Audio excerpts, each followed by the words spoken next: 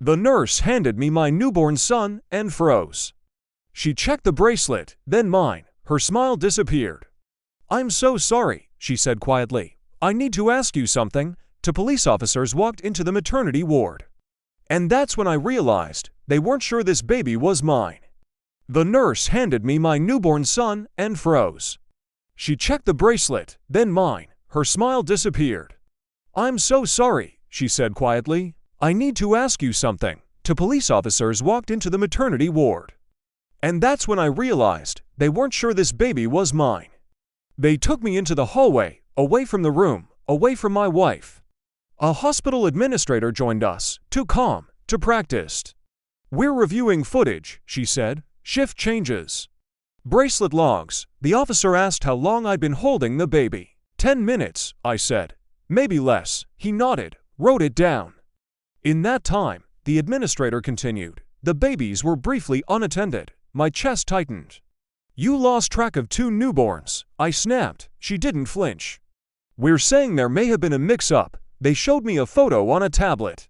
Another baby. Same blanket, same hospital cap, different face. "Have you seen this child before?" the officer asked.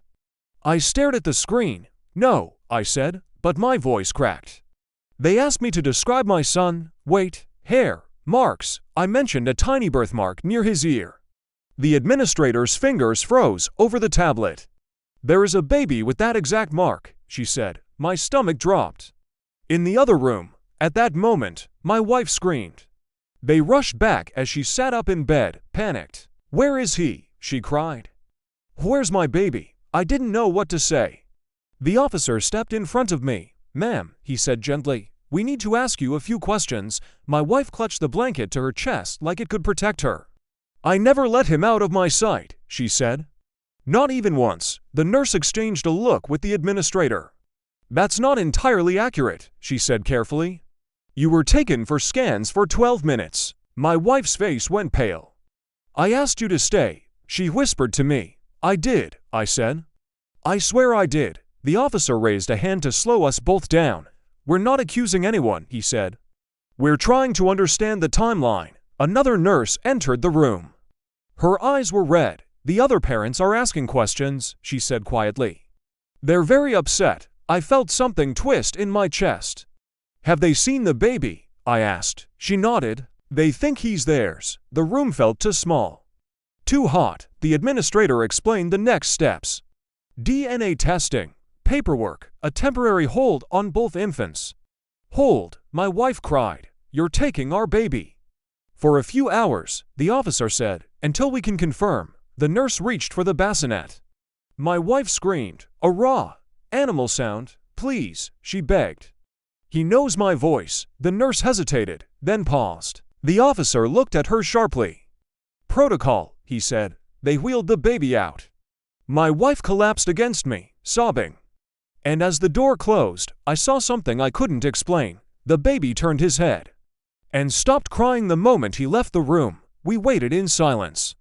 Hours measured by the ticking clock above the door. My wife kept whispering his name, over and over, like a prayer. A social worker joined us, then another officer. "That's not normal," the officer said quietly. "The other baby won't stop crying." My heart skipped. "What do you mean?" I asked. "He's inconsolable," the nurse explained. "Doesn't respond to touch, won't feed." My wife looked up sharply. "Our son stopped crying when he left," she said. The room went still. The administrator cleared her throat. "There's more," she said. She placed 2 folders on the table. One was ours. The other belonged to the second couple. "The blood types don't match," she said. I leaned forward. "Which one?" She swallowed. "The baby you were holding," she said, "doesn't match either of you." My wife let out a sob. "And the other baby?" I asked. The administrator met my eyes. "He matches your wife." My vision blurred.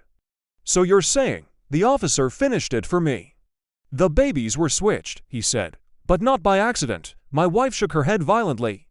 "No," she said, "this is a hospital. People don't just..." The officer leaned closer. "Security footage shows someone entering both rooms," he said. "Someone with clearance, a nurse. The same nurse who handed me the baby." The room felt like it was spinning. "She lost a child last year," the officer added quietly.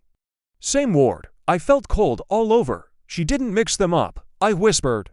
She chose. They brought the nurse in while we waited. Not in handcuffs, not yet. She looked empty. Like someone who hadn't slept in years.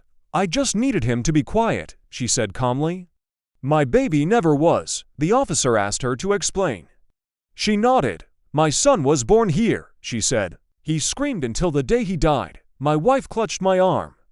I didn't take him, the nurse continued. I switched them. The room went silent. He needed a mother who would calm him, she said, looking at my wife. And you needed a baby who would live. I felt sick. You decided that, I asked. She tilted her head. I watched you, she said. How you talked to him, how he stopped crying. The officer stood. That's enough, he said. They led her away. Moments later, the doors opened again. Two bassinets were rolled in, side by side. The nurse spoke softly. Please don't touch yet, she said. My wife leaned forward, shaking. Both babies cried, loud, desperate. The nurse lifted one. He kept crying. Then she lifted the other. And my wife spoke his name. Instantly, he stopped. Like a switch had been flipped, the nurse nodded. That's him, she whispered. My wife collapsed into sobs. The officer exhaled slowly. Return the children, he said. As they handed our son back to us, I felt something I hadn't expected, fear, because for a few hours, someone else had decided who our child was. The hospital issued apologies, investigations, statements. None of it mattered. What mattered was the night after we came home. Our son wouldn't sleep unless my wife held him. Every time she put him down, he cried. She whispered to him for hours. I'm here, she said. I didn't leave you. Weeks later, we received a letter. The nurse had confessed fully.